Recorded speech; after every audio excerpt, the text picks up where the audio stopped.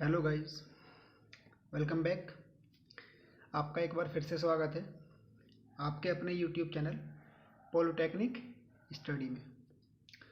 As you all know, आप लोग जो फोर्थ सेमेस्टर की पढ़ाई कर रहे थे उन सभी लोगों को फिफ्थ सेमेस्टर यानी कि थर्ड ईयर में प्रमोट कर दिया गया है। तो अब आप लोगों के लिए थर्ड ईयर की पढ़ाई करना स्टार्ट कर देना चाहिए।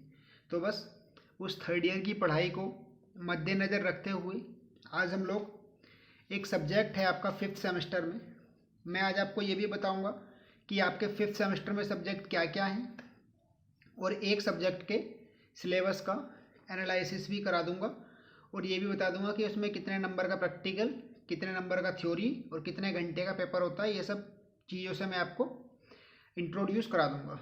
बच्चा, बात क्या है कि आप में से बहुत से लोग हैं जो सोच रहे होंगे कि ये सब तो पहले से हमारे पास बुक्स हैं या अवेलेबल कर लेंगे हम। तो बच्चा, इस बार जो आप थर्ड ईयर में हैं वो सिलेबस चेंज हुआ है आप लोगों का, ठीक है। तो जो लोग अभी फिफ्थ सेमेस्टर में आए हैं, यानी कि आप लोग जो सेकेंड ईयर में पढ़ रहे थे वो लोग तो फिफ्थ सेमेस्टर में आ ही गए हैं ना। बाकी नंबर आपको जैसे मिलते होंगे मिल जाएंगे बाद में, लेकिन अभी आपका ये कन्फर्म है कि आप फिफ्थ सेमेस्टर में आ गए हो। तो फिफ्थ सेमेस्टर की पढ़ाई के लिए आज हम एस एक सब्जेक्ट होता है स्विच गियर एंड प्रोटेक्शन, इसके पूरे सिलेबस और मार्क्स की जानकारी दूंगा बच्चा मैं आप लोगों को। पसंद अगर आपको आए वीडियो तो दूसरे लोगों से भी शेयर करिएगा जो आपके साथी, आपके मित्र हों जो कि अभी अभी थर्ड ईयर में आए हों। ओके बच्चा, शुरू कर रहे हैं बिना किसी देरी के। अगर आप हमारे चैनल पर नए हैं तो प्लीज़ चैनल को सब्सक्राइब करना बिल्कुल मत भूलिएगा। ओके, चलिए देखिए, अब आप देखते हैं तो ऊपर फिफ्थ सेमेस्टर लिखा है, इधर सीरियल नंबर, इधर सब्जेक्ट्स हैं। ये तो आपको पहले भी आपने देखा है। मैं फिफ्थ सेमेस्टर के सब्जेक्ट्स के बारे में बता रहा हूँ बस, और क्या क्या करना है वो बता रहा हूँ। बाकी हाँ, हर सब्जेक्ट का अलग अलग पर्टिकुलर वीडियो लेकर के आएंगे हम, तो उसमें उसके मार्क्स की जानकारी भी दे देंगे, ठीक है बच्चा। चलिए, तो क्या है कि इस सेमेस्टर में आपके जो रिटिन पेपर होने वाले सब्जेक्ट हैं वो एक ये है, एक ये है, एक ये, एक ये और एक ये। कुल मिला के आपको दिख रहा होगा स्क्रीन पे, आपके 5 सब्जेक्ट हैं जिनके रिटिन पेपर किए जाएंगे, ठीक है। कितने? आपके 5 सब्जेक्ट हैं जिनके रिटिन पेपर होंगे। और फिफ्थ सेमेस्टर में सभी रिटिन पेपर आपके एक्सटर्नल जो होते हैं वो 50 नंबर के होते हैं, ठीक है। शुरू से शुरू करते हैं। सबसे पहला आपका सब्जेक्ट है IMED, ये वाला। ये आपकी फुल फॉर्म होती है इसकी, industrial management and entrepreneurship development.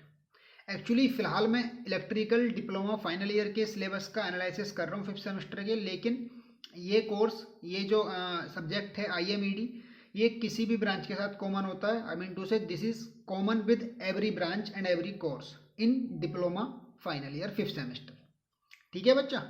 तो ये सब्जेक्ट है IMED, 50 नंबर का इसका पेपर होता है और 20 नंबर के इसके इंटरनल मार्क्स रहते हैं थ्योरी के। कोई लैब नहीं होती, केवल थ्योरी सब्जेक्ट है, ठीक है बच्चा। आप देख रहे हो 5 प्रैक्टिकल है, कोई 5 लेक्चर है, कोई प्रैक्टिकल नहीं। दूसरा सब्जेक्ट आता है स्विच गियर एंड प्रोटेक्शन, इसके बारे में आज मैं डिटेल में बात करूंगा।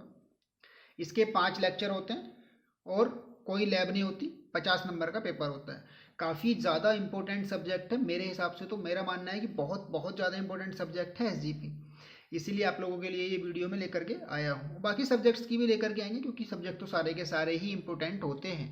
ओके बच्चा, चलिए आगे बढ़ते हैं। अब आगे देखते हैं, अगला हम शुरू करते हैं। अगले वाले में क्या है कि PLC, micro controller and SCADA. जो लोग अभी अभी, यानी कि आप लोग जो कि 2020-21 वाले बैच के अब फिफ्थ सेमेस्टर में आए हैं, ये सब्जेक्ट आप लोगों को पहली बार पढ़ने मिलेगा। इससे पहले किसी भी बच्चे ने, किसी भी सेशन के बच्चों ने ये सब्जेक्ट नहीं पढ़ा है, ये पहली बार ही आपके सिलेबस में ऐड किया गया है। इसमें क्या होता है, PLC यानी कि प्रोग्रामेबल लॉजिकल कंट्रोलर और माइक्रो कंट्रोलर और स्कैडा को पढ़ाया जाता है बेसिक रूप से। यानी कि PLC की प्रोग्रामिंग थोड़ी थोड़ी सिखाई जाएगी और थोड़ा थोड़ा इसके माइक्रो कंट्रोलर के बारे में भी पढ़ाया जाएगा। इसके 6 लेक्चर होते हैं, 6 होती हैं लैब। ठीक है, 6 लेक्चर और 6 लैब। 50 नंबर का इसका थ्योरी पेपर होता है, ओके बच्चा, और 70 नंबर का इसका वाइवा होता है एक्सटर्नल प्रैक्टिकल का, ठीक है। चलिए अगला सब्जेक्ट आता है हमारे पास इलेक्ट्रिकल मशीन सेकंड। आप में से शायद ही कोई ऐसा बच्चा होगा जो इस सब्जेक्ट के नाम से वाकिफ़ नहीं होगा। आप सब ने इस सब्जेक्ट का नाम सुना होगा, इलेक्ट्रिकल मशीन सेकंड। तो इलेक्ट्रिकल मशीन सेकंड आप लोगों ने इलेक्ट्रिकल मशीन फर्स्ट पढ़ के आए हो 3rd सेमेस्टर में, और 5th सेमेस्टर में आपको मिलने वाली है इलेक्ट्रिकल मशीन सेकंड। ओके बच्चा, 50 नंबर का पेपर होता है। इसके आपके 6 लेक्चर रहते हैं पर वीक और 6 प्रैक्टिकल लैब रहती है पर वीक, एक वीक में। इलेक्टिव का मतलब रहता है कि ये 4-5 सब्जेक्ट हैं, इनमें से एक पढ़ाया जाता है, ठीक है। मैं अगर एक सब्जेक्ट की बात करूं जो मेरा फेवरेट है और वो है इलेक्ट्रिक ट्रैक्शन, तो मैं केवल इलेक्ट्रिक ट्रैक्शन के बारे में बताऊंगा, और बाकी इसके केवल 6 लेक्चर होते हैं, 50 नंबर का थ्योरी पेपर आता है, कोई लैब नहीं होती, ठीक है। तो आज का जो सब्जेक्ट है हमारा, जिसके बारे में हम डिटेल में डिस्कस करने वाले हैं, उसको थोड़ा ध्यान दे लेते हैं। स्विच गियर एंड प्रोटेक्शन, ये लाइन है स्विच गियर एंड प्रोटेक्शन की, इसके बारे में पूरा डीप में डिस्कस करता हूँ मैं। बाकी सब्जेक्ट्स का जैसे जैसे वीडियो आएंगे सबके, वैसे वैसे मैं उन सबको डिस्कस करता रहूँगा। ओके बच्चा, तो शुरू करते हैं। देखिए 5 लेक्चर होते हैं इसके। एक होता है ट्यूटोरियल। ट्यूटोरियल क्या रहता है, उसमें ट्यूटोरियल में किसी भी चीज़ के बारे में एक्सप्लेन करते रहते हैं अक्सर, है ना, कभी कभी हो जाता है। तो 5 लेक्चर होते हैं और एक होता है ट्यूटोरियल। इंटरनल नंबर इसके 20 रहते हैं, और इसका एक्सटर्नल पेपर 50 नंबर का होता है, ठीक है। इसके इंटरनल 20 नंबर रहते हैं और इसका एक्सटर्नल पेपर 50 नंबर का होता है। ओके बच्चा, और 2.5 घंटे का पेपर होता है। कुल मिला के एक्सटर्नल और इंटरनल मिला के SGP आपके 70 नंबर कैरी करता है, 70 मार्क्स कैरी करता है, ठीक है। चलिए अब हम SGP के सिलेबस की ओर बढ़ते हैं, जो कि काफ़ी इंपॉर्टेंट चीज़ है और काफ़ी काम की बात भी है मेरी नज़र में, ठीक है बच्चा। चलिए 5th सेमेस्टर का दूसरा सब्जेक्ट कहा जाता है SGP। इससे पहले आपको मैं एक बात बता देता हूँ, ये जो इंडस्ट्रियल ट्रेनिंग लिखा था यहाँ पे, जस्ट यहाँ पे देखो उंगली के पास में, इंडस्ट्रियल ट्रेनिंग का मतलब है कि आप जो ट्रेनिंग करके आए थे उसका एक वाइवा होता है, बस 50 नंबर का एक्सटर्नल वाइवा होता है, इसका इंटरनल कुछ नहीं होता, ठीक है। चलिए अब switch gear and protection. Switch gear and protection में क्या है कि इसके सिलेबस के बारे में डिस्कस करते हैं। तो इसका सिलेबस आप देखेंगे रेशनल है। यहाँ पे रेशनल का मतलब होता है कि इसमें जो जो चीज़ें हम पढ़ेंगे या इस सब्जेक्ट्स का मोटिव क्या है रखने का सिलेबस में, वो बातें बताई जाती हैं। तो इंग्लिश में लिखा है, मैं आपको इंग्लिश में या हिंदी में एक्सप्लेन कर दूंगा अभी आपके सामने। लिखा है कि इन view of complexities associated with the modern interconnected power stations, the responsibilities and the job requirements of a diploma pass out have become more complex than what they used to be earlier। क्या है कि power stations में या जगहों पे और भी power stations, बिजली घर या कुछ और जगहों पे डिप्लोमा वाले के लिए जॉब मिलना ज़्यादा मुश्किल हो गया है एज़ कम्पेयर टू जो अब तक था। Is required to work with modern electrical equipment, उसे मॉडर्न इलेक्ट्रिकल इक्विपमेंट के साथ वर्क करना पड़ता है। And maintain reliability of supply, और सप्लाई की रिलायबिलिटी यानी कि सप्लाई की कंटिन्यूटी को बरकरार रखना पड़ता है। द कोर्स, इस कोर्स में the course is design to develop understanding of the principles and working of protective switchgear so that one can handle. आपको स्विच गियर एंड प्रोटेक्शन में यही सिखाया गया है कि आपको अच्छे से चीज़ें समझाई जाएंगी कि स्विच गियर्स कैसे काम करते हैं, कैसे कैसे होते हैं, और आप उनको अच्छे से हैंडल करना सीख जाएंगे। Install and maintain them, install और मेंटेन करना सीख जाएंगे। And also take decision at is level in different situations, और आप अपने लेवल पर डिफरेंट सिचुएशंस में डिसीजन लेना भी इस सब्जेक्ट के माध्यम से सीख जाते हैं। Now this subject teaching requires reinforcement from visit to substations. देखिए इस सब्जेक्ट की एक बहुत बड़ी रिक्वायरमेंट है, और वो रिक्वायरमेंट ये है कि आपको सब स्टेशन जरूर घूम के आना पड़ेगा, क्योंकि इस सब्जेक्ट में पढ़ाए गए लगभग सभी कंपोनेंट आपको सब स्टेशन में विजुअल देखने को मिल जाएंगे। ऐसा एक भी कंपोनेंट की वर्किंग इस सब्जेक्ट में नहीं पढ़ेंगे जो आपको सब स्टेशन में देखने को नहीं मिले। तो मेरा मानना है कि आपको सब स्टेशन में इसमें दिए गए सभी कंपोनेंट्स की वर्किंग ईजिली देखने को मिल जाएगी, बहुत ईजिली। इसलिए इस सब्जेक्ट को चीज़ों को प्रैक्टिकली समझने, प्रैक्टिकल नहीं होता इसका, लेकिन चीज़ों को प्रैक्टिकली समझने के लिए आपको एक बार सब स्टेशन घूम के आना पड़ेगा जरूर, ठीक है। पावर स्टेशन घूम सकते हैं या as well as design laboratory experience, या फिर ऐसी लैब हों जिनमें वो सारे के सारे मॉडल्स रखे गए हों। A practical orientation to the teaching of this subject is suggested. ठीक है, टीचर्स को ये सजेस्ट किया जाता है इस सब्जेक्ट में कि आप जरूर इन सब का प्रैक्टिकल नॉलेज बच्चों को दें, जिससे क्या रहता है कि बच्चे चीज़ों को अच्छे से गेन कर पाएंगे, अदरवाइज बच्चे चीज़ों को अच्छे से गेन नहीं कर पाएंगे। Next, learning outcomes. Learning outcomes, learning outcomes क्या होता है? लर्निंग आउटकम्स का मतलब होता है बच्चा कि इसमें आप पढ़ेंगे क्या क्या, या इसको सीख करके आप क्या, इस सब्जेक्ट को पढ़ के आप क्या क्या सीखेंगे। तो after undergoing the subject student will be able to, इस सब्जेक्ट को पढ़ने के बाद स्टूडेंट इन सब कामों को करने में सक्षम होंगे। And the works are assess types of fault diagnosis, यानी कि विभिन्न प्रकार के फॉल्ट यानी कि दोषों का पता लगाना लाइंस में, इलेक्ट्रिकल इक्विपमेंट्स में, और उनकी क्या बोलते हैं, मरम्मत, मेंटेन करना। No circuit breaker operation, circuit breaker नाम का इंस्ट्रूमेंट आप सबने सुना होगा, उसके ऑपरेशन के बारे में आप जान जाएंगे। रिले आपने सुना होगा, रिले के ऑपरेशन के बारे में जान जाएंगे। और लिखा है रीड अबाउट प्रोटेक्टिंग स्कीम्स, आप जो है जो प्रोटेक्टिव स्कीम्स रहती हैं कि किस किस तरीके से इंस्ट्रूमेंट या इक्विपमेंट्स की प्रोटेक्शन की जाती है, उनके बारे में भी जानेंगे इस सब्जेक्ट्स में। Know about different types of substations and read single line diagrams, different type के सबस्टेशन, सिंगल लाइन डायग्राम्स के बारे में जानेंगे, जो कि आप ऑलरेडी लगभग जानते भी हैं।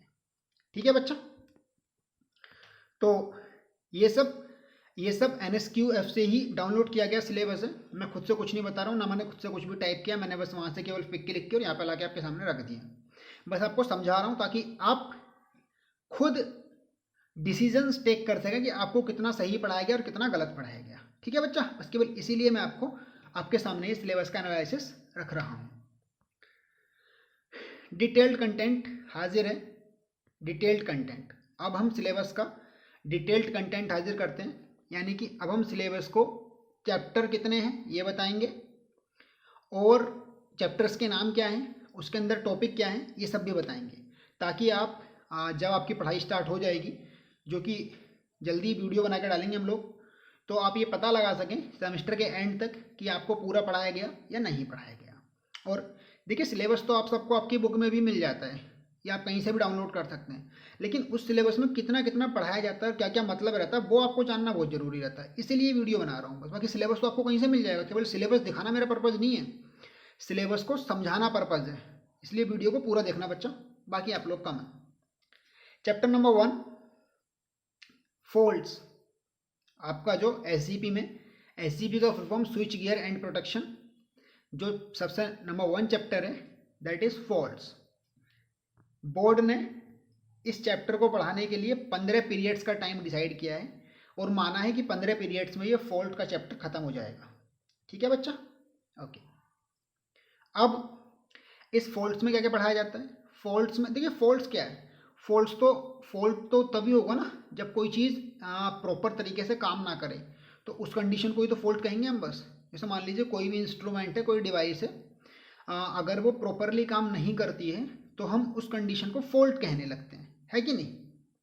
तो फॉल्ट्स के types, 3 phase symmetrical faults, effects of faults on system reliability and stability, abnormalities, short circuits and their effects, representation of fault conditions through single line diagrams। ये आपके चैप्टर नंबर 1 के कंटेंट्स हैं। अब मैं इनका मतलब बताता हूँ।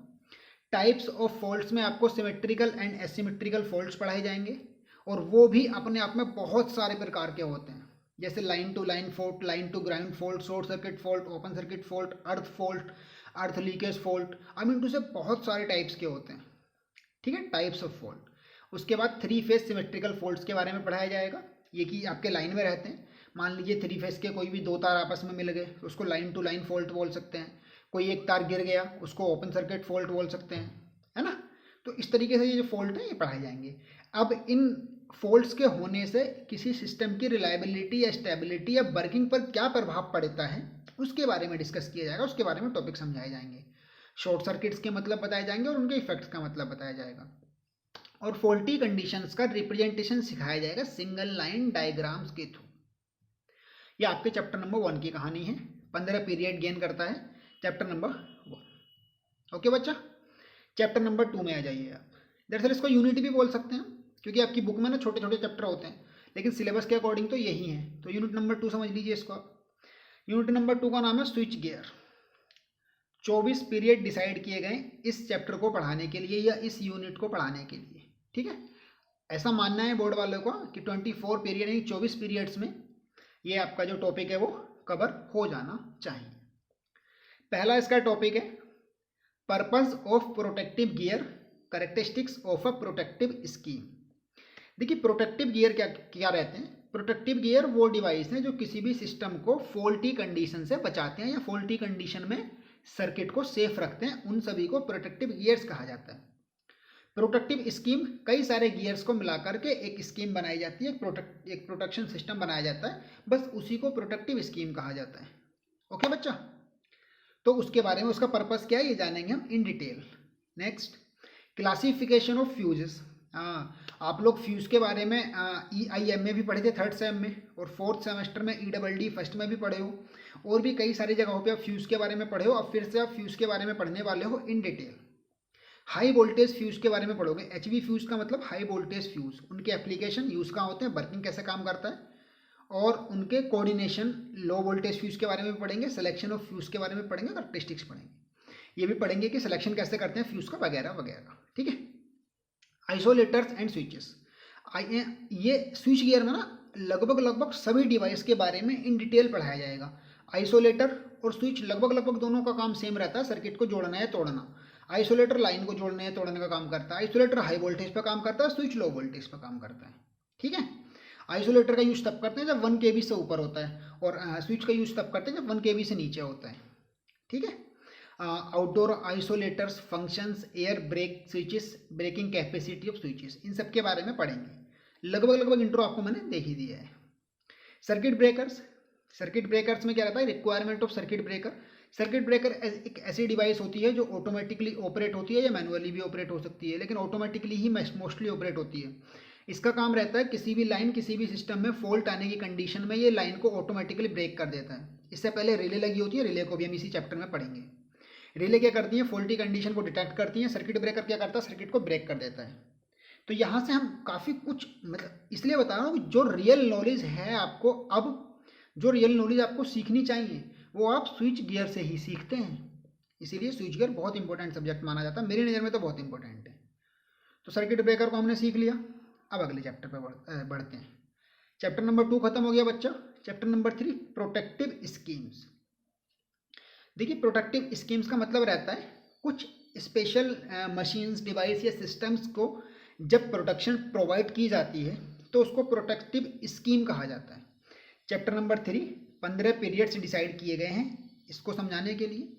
इसका टॉपिक पहला, प्रोटेक्शन ऑफ अल्टरनेटर्स। देखिए अल्टरनेटर्स, आपको पता है अल्टरनेटर एक ऐसी डिवाइस होती है जो AC supply, AC power produce करता है या फिर मैकेनिकल एनर्जी को इलेक्ट्रिकल एनर्जी में कन्वर्ट करता है, और अल्टरनेटर AC इलेक्ट्रिकल एनर्जी में कन्वर्ट करता है। इसमें कई सारे फॉल्ट हो सकते हैं, जैसे स्टेटर और रोटर नाम की दो वो होती हैं इसमें पार्ट्स।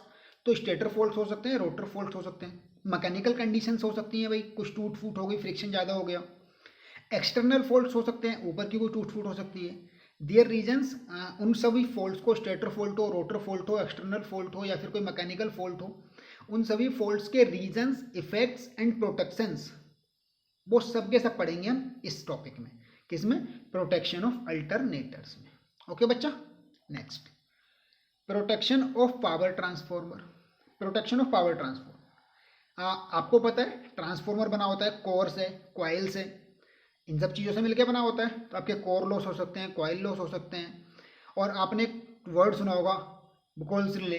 बुकोल्स रिले सबसे मोस्ट इंपॉर्टेंट टॉपिक है आपका, 100% 5 नंबर में पूछा जाता है SGP में से। इंपॉर्टेंट भी बता के चल रहा हूँ साथ में मैं। और प्रोटेक्शन ऑफ अल्टरनेटर्स कंपलसरी पूछा जाएगा आपका SGP में।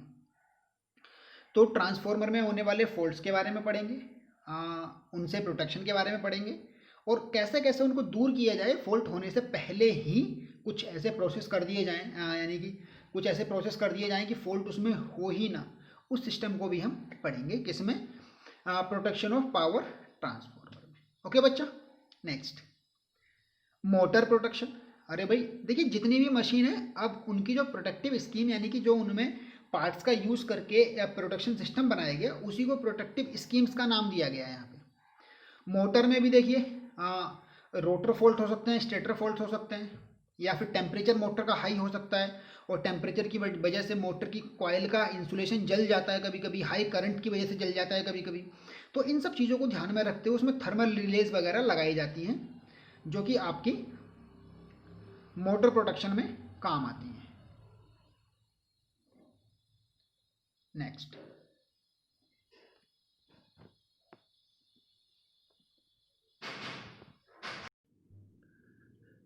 तो मोटर प्रोटेक्शन का मैंने आप लोगों को बता दिया, ठीक है ना।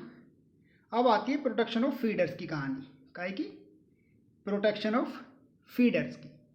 देखिए पहले मैं आपको दो बातें बता देता हूँ कि फीडर्स होते क्या हैं। देखिए बच्चों, आप लोगों में से बहुत से लोग सब स्टेशन के बारे में जानते हैं। जब आप सब स्टेशन के बारे में जानते हैं तो सब स्टेशन से जो सप्लाई निकाली जाती है वो एज अ फीडर्स के रूप में निकाली जाती है। वहाँ से अलग अलग पावर के इक्वल इक्वल रेटिंग या अनइक्वल रेटिंग के अलग अलग फीडर्स निकाल दिए जाते हैं और एक फीडर को कंट्रोल करने के लिए मेन स्विच वगैरह लगाए जाते हैं। तो फीडर के टाइप्स होते हैं, जैसे radial feeders, parallel feeders, ring main feeders. तो इन सब को, ये एक्चुअली प्रोटेक्शन का टाइप है, तो इन सब के बारे में आप पढ़ेंगे इसमें, ठीक है, इनकी स्कीम्स के बारे में। तो ज़्यादा टफ नहीं होता है लेकिन काफ़ी मुश्किल होता है, इतना आसानी में मत समझने इसको, ठीक है बच्चा। चैप्टर नंबर 4 आता है आपका protection against over voltage. Over voltage आपको पता है लाइटनिंग वगैरह से ओवर वोल्टेज हो जाती है, या किसी भी रीजन से ओवर वोल्टेज हो जाती है। तो उसके लिए जो प्रोटेक्शन यूज़ की जाती है, सबसे पहले आप पढ़ेंगे इसमें कि 15 पीरियड इसके लिए डिसाइड किए गए हैं, 15 लेक्चर। सबसे पहले इसमें आप पढ़ेंगे कि ओवर वोल्टेज होती क्यों है, travelling waves with earth wire के साथ जो वेव्स ट्रैवल करती हैं वो कौन कौन सी होती हैं, प्रोटेक्टिव जोन पढ़ेंगे, लाइटनिंग अरेस्टर्स के बारे में पढ़ेंगे, स्पेस गैप यानी कि तारों के बीच में कितना स्पेस होना चाहिए, उन सब चीज़ों के बारे में पढ़ेंगे। सर्ज ऑब्जर्वर, सर्ज वेव आप जो रहती हैं, सर्ज जो रहती है आपकी, उसको ख़त्म करने की स्कीम्स पढ़ेंगे। और आप लाइटनिंग अरेस्टर्स के बारे में पढ़ेंगे, लोकेशन एंड रेटिंग के बारे में। ओके बच्चा, तो ज़्यादा मुश्किल नहीं है ये चैप्टर। उसके बाद आपका लास्ट यूनिट चैप्टर जो भी आप माने वो है डिफरेंट टाइप्स ऑफ सब स्टेशंस। इसमें हम सब स्टेशंस के सिंगल लाइन डायग्राम्स, उसके टाइप्स, जैसे कि आप लोग को पता है सब स्टेशन कितने प्रकार के। मैं आपको फिर से एक बात याद दिलाना चाहूँगा कि पूरा का पूरा एसजीपी केवल और केवल सब स्टेशन पर ही बेस्ड है। अगर आपको सब स्टेशन अच्छे से आता है, अगर आपने ट्रेनिंग वगैरह किसी सब स्टेशन में की है, तो मेरा मानना है कि आपके लिए एसजीपी से अच्छा कोई सब्जेक्ट होगा ही नहीं। एसजीपी आपके लिए सबसे बढ़िया और सबसे इजी सब्जेक्ट रहेगा अगर आप वाकई में थोड़ा भी पढ़े हैं या थोड़ी भी ट्रेनिंग आपने की है। तो अगर आपने टीडीपी अच्छे से पढ़ा है, तो ये सब्जेक्ट आपके लिए सबसे मज़ेदार होने वाला है। जो लोग वाकई में टेक्निकल को लव करते हैं वो बहुत गजब सब्जेक्ट है। इसमें चैप्टर नंबर 5 सब स्टेशंस के टाइप में हम सिंगल लाइन डायग्राम पढ़ेंगे, अलग अलग प्रकार के सब स्टेशंस के टाइप पढ़ेंगे, बस बार अरेंजमेंट, उनकी फंक्शनिंग, प्रोटेक्टिव स्कीम्स कैसे होती हैं, बैटरीज मेंटेनेंस, स्मॉल सब स्टेशंस की ऑपरेशंस, और उसके बाद रिएक्टर्स लगे होते हैं सब स्टेशंस में, उनका काम क्या होता है, इनके बारे में पढ़ेंगे, यूज़ पढ़ेंगे इसका पूरा, और कनेक्शन कैसे किए जाते हैं ये पढ़ेंगे आप। उसके बाद न्यूट्रल ग्राउंडिंग, ये इंपॉर्टेंट चैप्टर है, एक क्वेश्चन आता है इसमें से 5 नंबर का कन्फर्म। न्यूट्रल और ग्राउंडिंग में इसमें डिफरेंस बताता है, ये बताता है कि आपका न्यूट्रल और ग्राउंडिंग का फ़र्क क्या होता है, अर्थिंग को न्यूट्रल में क्या फ़र्क रहता है, ये बताया जाता है। अर्थिंग वायर को एज अ न्यूट्रल वायर आप यूज़ कर सकते हैं या नहीं कर सकते, इन सब चीज़ों के साथ डील करता है आपका चैप्टर नंबर 5। ये एक्चुअली इसको यूनिट कहें तो ज़्यादा बेटर रहेगा, 15 पीरियड्स के अंदर कैरी होती है। तो बच्चा इसी के साथ आपकी एसजीपी की पूरी बुक हो जाती है भैया ख़त्म।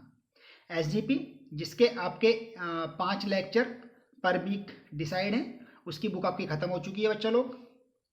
सो थैंक यू, आप मुझे बोलो कि मैंने आपको सिलेबस बताया, ठीक है।